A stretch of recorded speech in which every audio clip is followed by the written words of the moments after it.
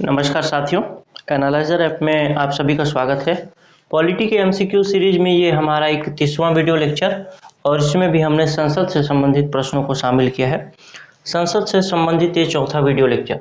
आइए देखते हैं इस वीडियो लेक्चर का पहला प्रश्न। लोकसभा में किसी विधेयक पर आम बहस निम्नलिखित में से किस स्तर पर होती है? तो मैं आपको बता दूं, कोई भी बिल को ही हिंदी में ये विधेयक बोल दिया जाता है, अंग्रेजी में बिल बोला जाता है। कोई भी बिल जब लोकसभा में पेश होगा तो 3 स्तर पे वो पेश होता है। एक होता है पहला, जिसको प्रथम, दूसरा मतलब द्वितीय और तृतीय। 3 स्तर से वो पास होने की 3 प्रक्रिया है, इसमें पूछा गया है कि लोकसभा में किसी विधेयक पर आम बहस यानी विधेयक के सारे भागों पर चर्चा कब होती है? क्या प्रथम बार उसे पेश किया जाएगा तब, मतलब प्रथम चरण में होगा, द्वितीय चरण में या तृतीय चरण में? ये 3 बार पेश होगा लोकसभा में। इस चीज को आपको ध्यान रखना है। तो इसके ऑप्शन को देखते हैं। ऑप्शन कुछ इस तरह से हैं। विधेयक की प्रस्तुति के समय, द्वितीय वाचन में, प्रतिवेदन स्तर पर या तृतीय वाचन में। प्रथम, द्वितीय और तृतीय 3 वाचन होंगे। तो पहला जो स्टेज होता है वो होता है विधेयक को प्रस्तुत करना, जिसको कि प्रथम वाचन बोला जाता है सामान्यतः। प्रथम वाचन के कई भाग होते हैं। उसमें से एक भाग होता है केवल पेश हो जाना और दूसरा भाग होता है समिति को देना। अब 2 भाग तो हैं, पेश करना और समिति को देना। आगे 1-2 और भाग हैं, लेकिन उस पर अभी चर्चा नहीं करेंगे। तो विधेयक की प्रस्तुति के समय प्रथम वाचन कहलाता है जब विधेयक प्रस्तुत किया जाता है। इसके बाद प्रक्रिया क्या होती है?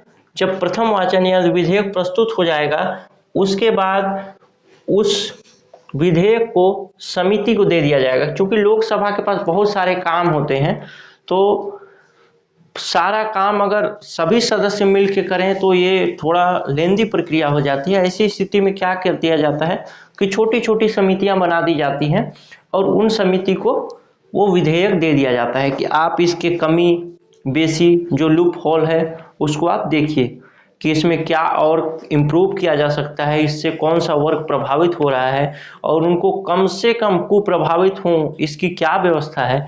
इसके लिए ये बिल जो होगा या विधेयक समिति को दे दिया जाएगा। अब समिति उन सारे बातों पर विचार करेगी और विचार करने के बाद एक अपना विस्तृत रिपोर्ट लोकसभा को पेश कर देगी। जब लोकसभा उनका रिपोर्ट पाएगी तो फिर द्वितीय वाचन की बात आएगी, यानी दूसरी बार उसे लोकसभा में पेश किया जाएगा। दूसरी बार जब उसे लोकसभा में पेश किया जाएगा तो इस पर बहस होगी, आम बहस होगी, यानी लोकसभा के सभी सदस्य उस पर बहस करेंगे कि जो समिति ने दिया है, चीजें बना करके दी हैं, जो सिनॉप्सिस दिया गया है या फिर जो भी प्रतिवेदन दिया गया है, उसमें कहाँ पे क्या सुधार कर दिया जाना चाहिए, क्या नहीं। वैसे समिति जब प्रतिवेदन बना करके देगी संसद को यानी लोकसभा को, तब वो बहुत सारी चीजों पर विचार कर चुकी रही होगी। लेकिन समिति एक छोटी संस्था है, मतलब एक छोटा यूनिट है जिसमें 10 से 12, 20, 25, 22 ऐसे 30 तक जो सदस्य होंगे। तो 30 सदस्य सभी संसद के सदस्य के मन को तो पढ़ नहीं सकते, लेकिन मोटा मोटी एक विचार तो बना ही सकते हैं।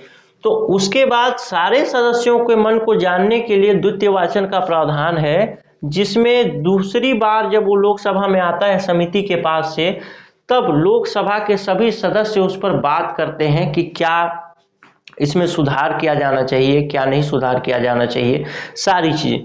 जब वो फिर से हो जाता है सारी चीजें, तो उसके फिर संशोधन वगैरह होते हैं।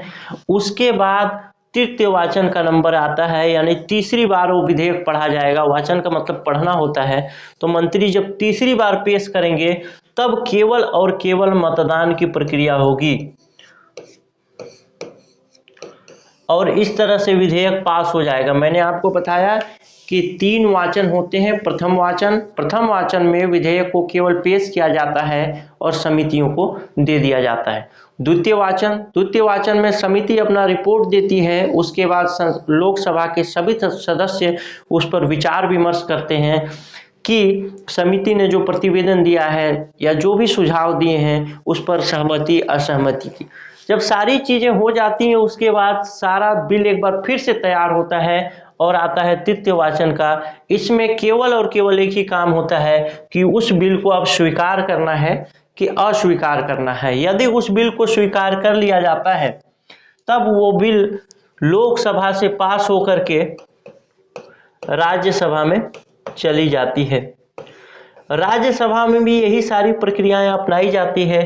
जब सारी चीजें फिर से अपनाने के बाद राज्यसभा भी उसको पास कर देती है तब वो बिल राष्ट्रपति के पास चला जाता है। राष्ट्रपति उस पर विचार विमर्श करके जब उस पर सिग्नेचर या साइन कर देता है तब की स्थिति में वो बिल विधेयक जो होता है कानून बन जाता है, एक्ट बन जाता है। तो इस तरीके से संसद की बात मैंने की, संसद में लोकसभा की बात की और लोकसभा में मैंने आपको समझाने की कोशिश की कि लोकसभा में बिल को पास होने की आखिर क्या प्रक्रिया होती है। आगे देखते हैं अगला प्रश्न।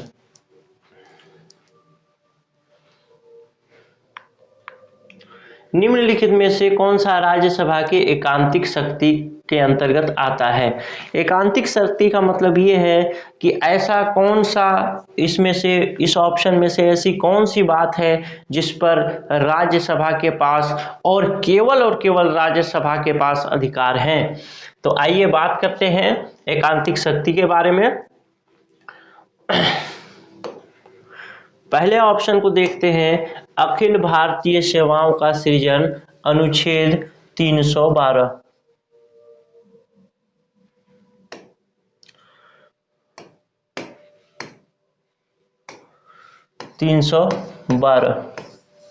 अनुच्छेद 312 और अखिल भारतीय सेवाएं आखिर क्या होती हैं?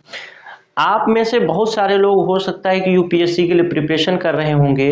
तो यूपीएससी में 3 तरह की अखिल भारतीय सेवाओं के लिए चयन किया जाता है। एक होता है आईएएस, आईपीएस और आईएफएस, जिसको एक पुलिस विभाग के लिए, एक प्रशासन विभाग के लिए, और आईएफएस मतलब फॉरेस्ट के लिए, Indian forest service, Indian administrative service और इंडियन पुलिस सर्विस आईपीएस के लिए।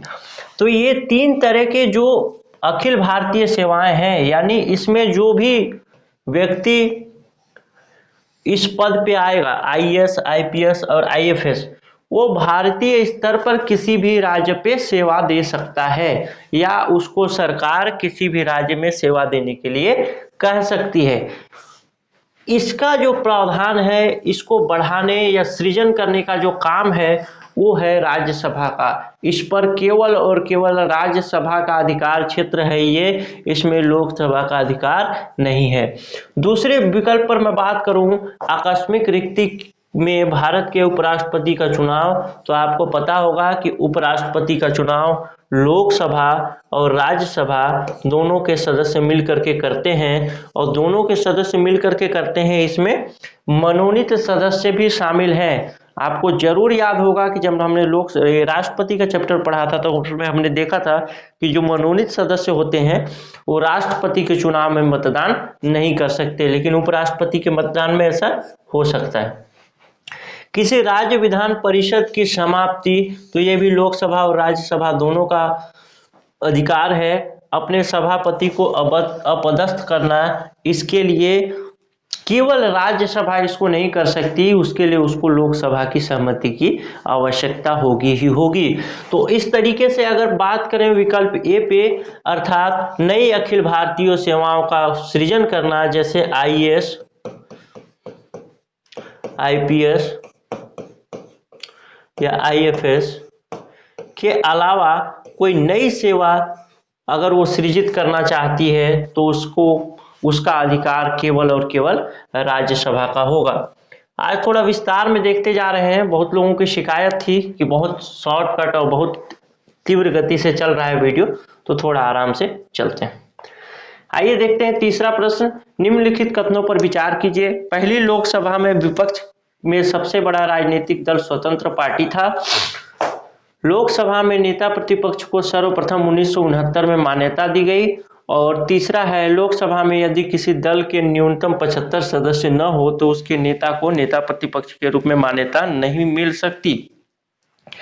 पहली बात को बात करूं तो पहली बार जब चुनाव हुआ 1952 में, उस समय सबसे बड़ी पार्टी कौन थी जिसने जीता था? तो वो थी कांग्रेस।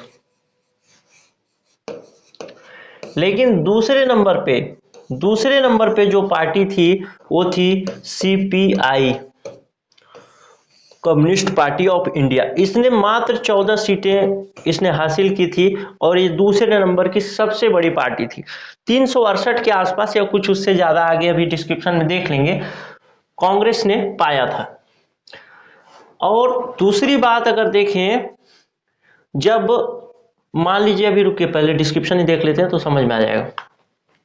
हाँ, 469 सीटों में से 364 सीटें प्राप्त की थी कांग्रेस ने और 16 सीटें प्राप्त किया था सीपीआई। तो 16 सीटें सीपीआई ने पाया और 364 सीटें कांग्रेस पाई। तो लोकसभा में विपक्ष का नेता बनने के लिए या प्रमुख विपक्षी पार्टी बनने के लिए लोकसभा की सदस्य संख्या, जितनी भी सदस्य संख्या होगी उसके 1/10 सदस्य होने चाहिए मुख्य विपक्षी पार्टी के लिए या उसके गठबंधन के पास। तो क्या 364 यानी 400 कुछ सीटें थी, तो 400 मान लीजिए 400 भी थी, तो इसको मिनिमम 40 सीटें तो लानी चाहिए थी, जबकि 40 सीटें तो किसी ने नहीं लाया। सीपीआई सबसे बड़ी पार्टी थी जो कि 16 सीटें लाई। तो लोकसभा में विपक्ष का सबसे बड़ा राजनीतिक दल स्वतंत्र पार्टी था, ये तो गलत आंसर हो जाएगा, ये हो जाएगा सीपीआई था। दूसरी बात कि लोकसभा में नेता प्रतिपक्ष को सर्वप्रथम 1969 में मान्यता दी गई, ये बात केवल सही हो जाएगी, बिल्कुल फैक्ट है, तो ये आप याद कर सकते हैं 1969। तीसरी बात देखूं, लोकसभा में यदि किसी दल के न्यूनतम सदस्य न हो, 75 सदस्य न हो, तो उसे नेता प्रतिपक्ष के रूप में मान्यता नहीं मिल सकती। तो इसके लिए केवल 1/10 सदस्य होना चाहिए लोकसभा की संख्या का। तो ये सेंटेंस भी गलत हो गया, तो केवल 2, आंसर बी इसका सही हो जाएगा। आइए देखते हैं आगे कुछ फैक्ट। देखिए, दिए गए कथनों में से कथन 2 सत्य है, अन्य कथन सही नहीं है। प्रथम लोकसभा चुनाव में 89 सीटों के लिए चुनाव हुआ था, जिसमें भारतीय राष्ट्रीय कांग्रेस ने 364 सीटें प्राप्त की और दूसरे स्थान पर 16 सीटें प्राप्त करने वाली कम्युनिस्ट पार्टी ऑफ इंडिया सबसे बड़ी विपक्षी पार्टी रही सर्वप्रथम, जबकि इसके लिए दूसरा एक स्वतंत्र पार्टी करके ऑप्शन में दिया था उसमें सेंटेंस में। दूसरी बात कि सर्वप्रथम 1969 में लोकसभा में नेता प्रतिपक्ष को मान्यता प्राप्त हुई थी।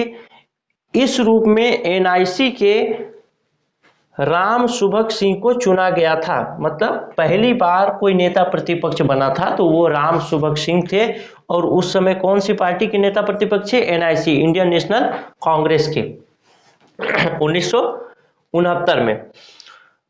और किसी भी प्रतिपक्ष की मान्यता के लिए कुल सदस्य संख्या का 1/10 भाग यानी 10% होना आवश्यक है। तो आपको मैंने बताया तीनों सेंटेंस के बारे में। राज्यसभा में होते हैं, अभी कितने सदस्य हैं राज्यसभा में? तो राज्यसभा में होते हैं आपके 250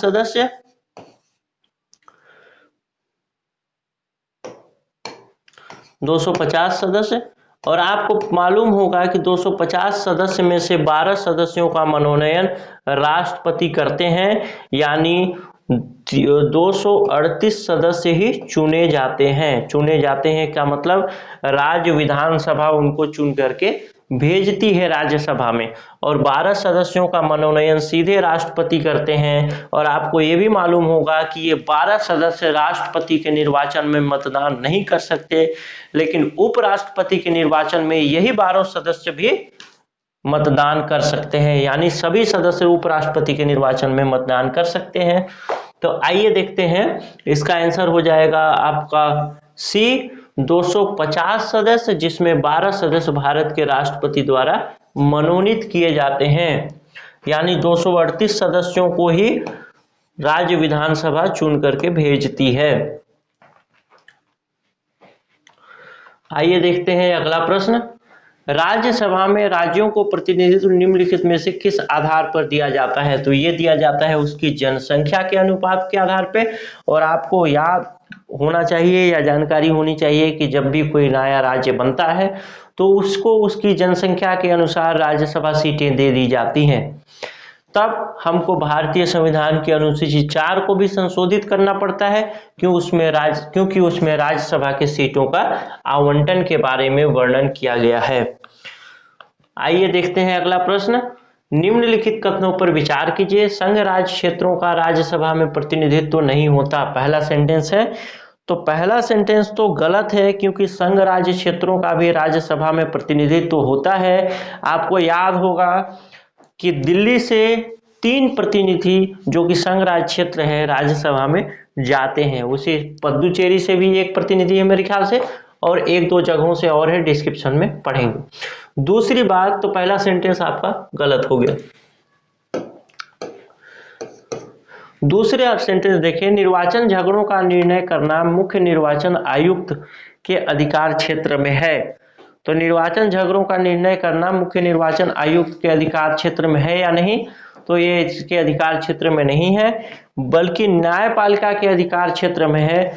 और न्यायपालिका में भी कौन? Supreme court. किसके लिए? सुप्रीम कोर्ट और हाई कोर्ट दोनों। यदि लोकसभा का चुनाव होता है तब की बात करते हैं। तीसरा बात करते हैं, भारत के संविधान के अनुसार संसद में केवल लोकसभा और राज्यसभा होती हैं। तो पहले भी मैं बता चुका हूं कि भारतीय संविधान में संसद का मतलब केवल लोकसभा और राज्यसभा नहीं होता। संसद के 3 अंग हैं, लोकसभा, राज्यसभा और राष्ट्रपति। राष्ट्रपति के बिना अनुमोदन के या बिना हस्ताक्षर के कोई भी बिल, कोई भी विधेयक, एक्ट या कानून नहीं बन सकता। और भारतीय संविधान के अनुच्छेद 79 में भी इस बात का वर्णन किया गया है कि लोकसभा, राज्यसभा और राष्ट्रपति को मिला करके ही भारतीय संसद का गठन होगा। तो इस तरीके से कथन 1 यानी संघ राज्य क्षेत्रों का राज्यसभा में प्रतिनिधित्व नहीं होता, गलत हो जाता है। दूसरा, निर्वाचन झगड़ा वाला भी गलत हो जाता है, क्योंकि इसका मुख्य निर्वाचन आयुक्त के अधिकार क्षेत्र में नहीं है, बल्कि न्यायपालिका के अधिकार क्षेत्र में है। और तीसरा सेंटेंस कि भारत के संविधान के अनुसार लोकसभा और राज्यसभा ही संसद होती है, ये भी गलत हो जाता है। अभी मैंने आपको बताया। इस तरीके से तीनों कथन गलत हो जाते हैं। अब देखते हैं अगला प्रश्न, 7वां। राज्यसभा के सदस्य चुने जाते हैं, तो कौन इनको चुनता है उस पर बात करना है कि राज्यसभा के सदस्य को कौन चुनता है। राज्यों की विधानसभाओं द्वारा चुने जाते हैं, राज्यों की विधान परिषदों द्वारा चुने जाते हैं, राज्यों की विधानसभा विधान परिषदों द्वारा चुने जाते हैं, नगर पालिका के सदस्यों एवं ग्राम पंचायतों के सदस्यों द्वारा चुने जाते हैं।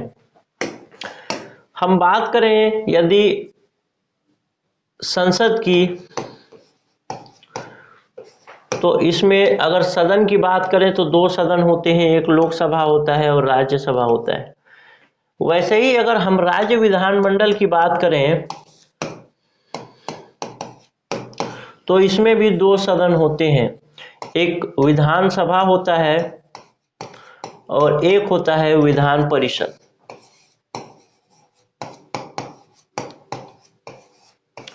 अब बात यह है कि बहुत सारे जो राज्य हैं उसमें विधान परिषद है नहीं, तो केवल विधानसभा से काम चलता है। यानी कि यदि जिस राज्य में विधान परिषद भी है तो कानून को पास होने के लिए, मतलब किसी विधेयक को पास होने के लिए विधानसभा के बाद विधानसभा परिषद में भी भेजा जाएगा। जैसे संसद के केस में लोकसभा से पास होने के बाद राज्यसभा में भेजा जाता है। और दूसरी बात, विधान परिषद भी है, वो भी एक स्थायी सदन है। इसके भी जो सदस्य होते हैं प्रत्येक 6 वर्ष में रिटायर होते हैं, या फिर उसको क्या बोलते हैं, एक शब्द है जो कि पदमुक्त होते हैं, और फिर नए सदस्य चुने जाते हैं। 1/3 सदस्य हर साल हर 2 साल में रिटायर हो जाते हैं। तो राज्यों की विधानसभाओं द्वारा राज्यसभा के सदस्यों को चुना जाता है। जैसे छत्तीसगढ़ में कितनी राज्यसभा सीटें हैं? 5। अब पांचों को चुनने के लिए क्या होता है? एक प्रक्रिया अपनाई जाती है मतदान की, उसको बोला जाता है अनुपातिक प्रतिनिधित्व। और अनुपातिक प्रतिनिधित्व पद्धति के आधार पर एकल संक्रमणीय मत प्रणाली द्वारा चुने जाते हैं। आपको याद होगा कि राष्ट्रपति का भी चुनाव इसी प्रक्रिया के तहत होता है और उपराष्ट्रपति का भी चुनाव इसी प्रक्रिया के तहत होता है। आइए देखते हैं 8वां प्रश्न, राज्यसभा को स्थायी सदन कहते हैं। अब देखिए राज्यसभा के बारे में कौन सा कथन सत्य है, अगर बात करें तब की बात करता हूं, अभी इसको छोड़ देते हैं। तो राज्यसभा के बारे में कौन सा कथन सत्य है? सभी सदस्य आजीवन सदस्य रहते हैं, ये तो गलत है। दूसरा, इसे विघटित नहीं किया जाता, ये सब सही है। कुछ सदस्य प्रति 2 वर्ष में अवकाश ग्रहण करते हैं, ये भी सही है। यानी बी और सी दोनों सही है। तो क्या बी और सी दोनों सही है, इस वजह से राज्यसभा को स्थायी सदन कहते हैं? तो इसका तार्किक रूप से यदि हम उत्तर ढूंढें तो इसका आंसर हो जाएगा कि केवल बी, यानी इसे विघटित नहीं किया जा सकता, इसलिए इसको स्थायी सदन कहा जाता है। किसी भी हाल में राज्यसभा विघटित नहीं होगी।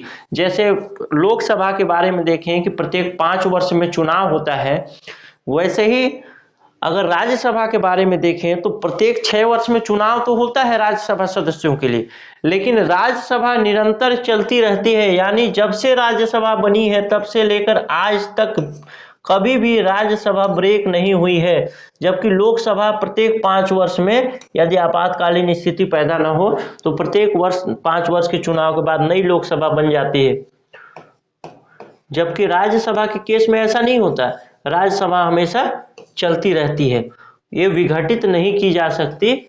और आपको याद होगा कि लोकसभा का विघटन किया जाता है प्रत्येक 5 वर्ष में। 5 वर्ष से पहले भी यदि प्रधानमंत्री चाहें तो राष्ट्रपति को सलाह देकर के उसको विघटित करा सकते हैं। तो इसका आंसर हो जाएगा बी, इसे विघटित नहीं किया जा सकता। कुछ सदस्य प्रति 2 वर्ष में अवकाश लेते हैं, ये बिल्कुल सही है, लेकिन इस वजह से स्थायी सदन है, ये कहना तार्किक रूप से गलत हो जाएगा। तो आइए देखते हैं अगला प्रश्न। प्रथम अभिनेत्री जो राज्यसभा के लिए नामांकित की गई थी तो ये थी नरगिस दत्त, और ये कब की गई थी? 3 अप्रैल 1980 को और मई 1981 तक रही थी। और भी अभिनेत्रियां जो मनोनीत हुई हैं, नामांकित हुई हैं, उनका भी नाम है, तो आप इसको भी पढ़ सकते हैं। फैक्चुअल प्रश्न है, वैसे सीजीपीएससी में ऐसा प्रश्न पूछेगा नहीं, लेकिन मे भी कभी पूछ ले, या फिर जनरल नॉलेज के लिए भी आप पढ़ ही सकते हैं इसको। वैसे ऐसे प्रश्न तो नहीं आते हैं, कंसेप्चुअल प्रश्न आते हैं या फिर जोड़ी मिलाने वाले प्रश्न आते हैं फैक्ट में भी, तो ये तो शायद नहीं पूछे, लेकिन फिर भी आपको जानकारी होनी चाहिए। चूंकि ये प्रीवियस ईयर का प्रश्न है तो इसको हम डाले हैं आपके लिए। आइए देखते हैं 10वां एवं आखिरी प्रश्न, निम्नलिखित में से कौन सा एक कथन राज्य सूची के विषय के संबंध में विधि बनाने की संसद की शक्ति के बारे में सही नहीं है? आपको मालूम होगा कि राज्य सूची के विषय में, पहले राज्य सूची की बात करूं, कानून बनाने के लिए संविधान में 3 तरह की सूचियां मुख्य रूप से बताई गई। एक संघ सूची,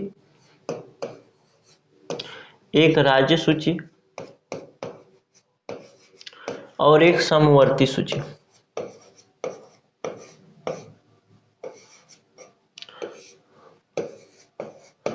समवर्ती सूची, और एक और सूची है जिसको अवशिष्ट कहा जाता है। अवशिष्ट कहा जाता है। अब इस पर थोड़ा सा बात करें कि संघ सूची क्या है, राज्य सूची क्या है, समवर्ती सूची क्या है या अवशिष्ट सूची क्या है। तो संघ सूची की अगर बात करें तो इसमें ऐसे नियम, ऐसे क्षेत्रों को रखा गया है जिस विषय में केवल केंद्र सरकार अर्थात केंद्र सरकार नहीं, केवल भारतीय संसद कानून बना सकती है, या केंद्र सरकार कहें, मतलब केंद्र सरकार अपना प्रस्ताव रख सकती है संसद में कि इस पर कानून बनना चाहिए। जिसमें केंद्र सरकार कानून बना सकती है उसको संघ सूची में रखा गया है। जैसे विदेश नीति के बारे में कोई कानून बनाना हो, किसी को वीजा देना है नहीं देना है इस विषय में कोई कानून बनाना हो, तो इस तरीके से जो मुख्य कानून है, जैसे परमाणु ऊर्जा के बारे में कोई कानून बनाना हो तो राज्य क्षेत्र उस पे, राज्य सरकार जो है उस पे कानून नहीं बना सकती। इसको बनाने के लिए केंद्र सरकार अधिकृत है।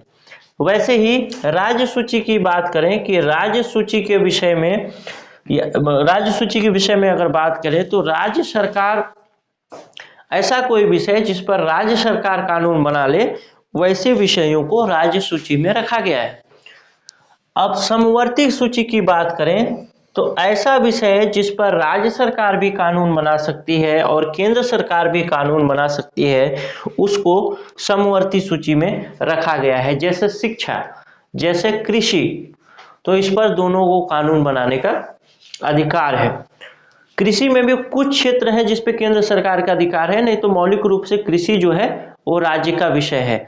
जैसे कि राज्य सूची की बात करूं तो जैसे पुलिस प्रशासन राज्य सूची का विषय है, राज्य सरकार उस पर कानून बना सकती है। अब बात करें अवशिष्ट सूची की। अवशिष्ट सूची में अगर हम देखें तो अवशिष्ट सूची में ऐसे क्षेत्र शामिल किए गए हैं जो इन तीनों में शामिल नहीं है। अर्थात कि अगर इसमें से कुछ छूट जाता है और नया कोई कंसेप्ट आज के 40 साल बाद 30 साल बाद कोई नया बात आ जाता है जिस पर कानून बनाना हो, तो वो जो क्षेत्र होगा वो अवशिष्ट सूची में आएगा। जैसे आज जब संविधान लिखा गया होगा 1950 में, तो उस समय तो इंटरनेट रहा नहीं होगा, या फिर बहुत मतलब बहुत 94, 95, 96 के बाद आया इंटरनेट।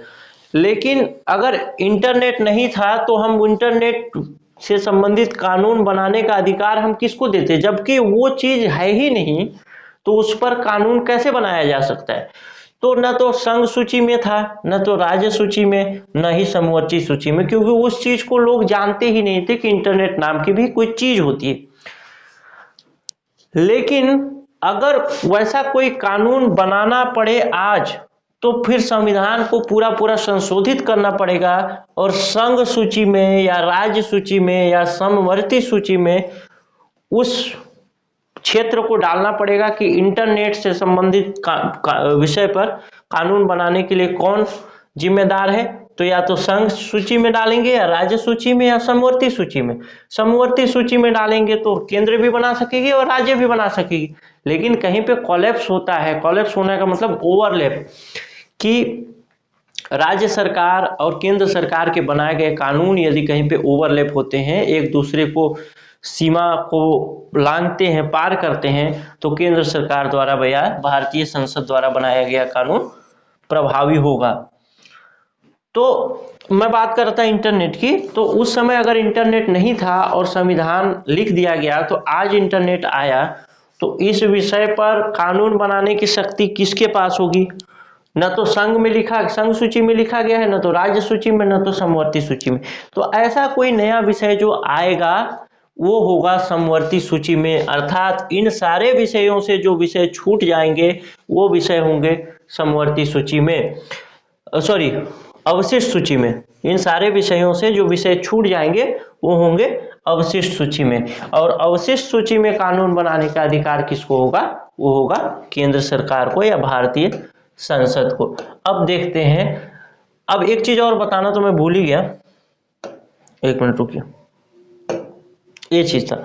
अब इस पे जो बात हो रही थी कि राज्य सूची जो है, राज्य सूची पे कानून बनाने का अधिकार किसको है? वो है राज्य सरकार को। लेकिन कुछ ऐसी परिस्थितियां बने कि राज्य सूची पर भी, राज्य सूची के किसी विषय पर कानून बनाना पड़े संसद को, तो संसद कैसे कानून बना सकती है? यदि राज्यसभा चाहे तो ऐसा अधिकार भारतीय संसद को दे सकती है कि वो इस विषय पर या आमुख विषय पर, जैसे कोई शिक्षा है, शिक्षा मान लीजिए राज्य सूची का विषय है, या फिर पुलिस है, पुलिस राज्य सूची का विषय है। अब पुलिस से संबंधित कोई कानून बनाना है केंद्र सरकार को तो वो नहीं बना सकती, क्योंकि ये राज्य सूची का विषय है। तो राज्य सूची के विषय पर कानून बनाने की शक्ति अगर केंद्र सरकार को यानी भारतीय संसद को देना है तब कौन देगा, तो वो देगा राज्यसभा। राज्यसभा अपने सदस्यों के 2/3 से उसको पारित करेगा और वो भारतीय संसद के पास अधिकार चले जाएंगे। कभी हम कानून बनाने की शक्तियों के बारे में बहुत सारा संशोधन वगैरह पढ़ेंगे तो वो सारे विषय भी आएंगे। तो अब इसके बाद देखिए कि कौन सा सेंटेंस सही है। तो राज्यसभा को घोषित करना होगा कि ऐसा करना राष्ट्रीय हित में है, तो बिल्कुल सही है। दूसरी बात, राज्यसभा को उपस्थित मत देने वाले सदस्यों में से कम 2/3 सदस्यों द्वारा समर्थित संकल्प पारित करना होगा। ऐसी विधि संपूर्ण भारत या किसी भाग में बनाई जा सकती है। राज्य सूची में सम्मिलित विषय संबंध में राष्ट्रीय हित में विधि केवल राज्यसभा बना सकती है। तो इसका ऑप्शन जो डी है वो गलत हो जाएगा, क्योंकि ऐसा विषय यदि राज्यसभा पारित करती है संकल्प कि उस विषय पर भारतीय संसद को कानून बनाने का अधिकार है, इसका मतलब ये हुआ कि उस पर जो भी कानून बनेगा वो लोकसभा और राज्यसभा की अनुमति से बनेगा। जैसा कि संघ सूची के विषय में कानून बनेगा, वैसे ही राज्य सूची के विषय में भी कानून संसद बनाएगी, लेकिन उसको राज्यसभा के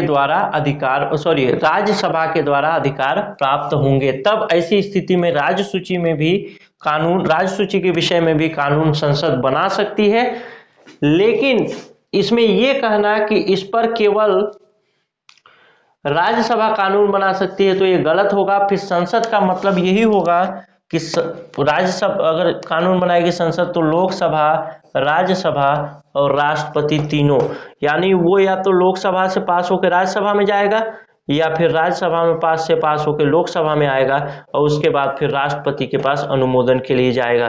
तो ऐसा कानून किसी राज्य के लिए या सारे पूरे भारत के लिए बनाया जा सकता है, इसमें कोई भी दिक्कत वाली बात नहीं है। अगर राज्यसभा चाहे तो दे सकती है अधिकार संसद को, और चाहे कि ये राष्ट्रीय हित में, अगर वो घोषित करे कि राष्ट्रीय हित में ऐसा संसद को करना चाहिए तब की स्थिति में।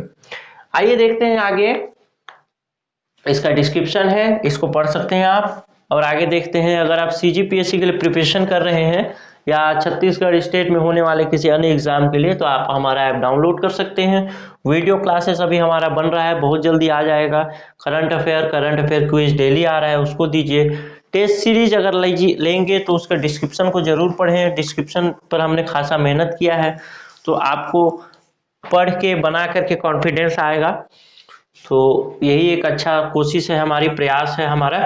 आइए देखते हैं थोड़ा सा आगे। 2018-19 में 32 से अधिक प्रश्न हमारे टेस्ट सीरीज से पूछे गए थे और 2019-20 में 46 से अधिक प्रश्न हमारे टेस्ट सीरीज से पूछे गए थे। ये बात मैं केवल इसलिए आपको बताया कि आप हमारी गुणवत्ता का भी आकलन कर सकें। अगर आप अभी इस ऐप को डाउनलोड करना चाहते हैं तो नीचे डिस्क्रिप्शन में लिंक है, वहां क्लिक करिए, डाउनलोड करिए। और इस कंटेंट का PDF पाने के लिए भी नीचे टेलीग्राम चैनल का लिंक है, वहां से आप जुड़िए चैनल से और इसका PDF भी पा सकते हैं। आपको अगर ये वीडियो अच्छा लगा तो आप जरूर लाइक करिए, और अच्छा नहीं लगा तो डिसलाइक करिए, और कमेंट में बताइए कि हमें क्या सुधार करना चाहिए। कोशिश हमारी रहेगी कि हम इम्प्रूव करें।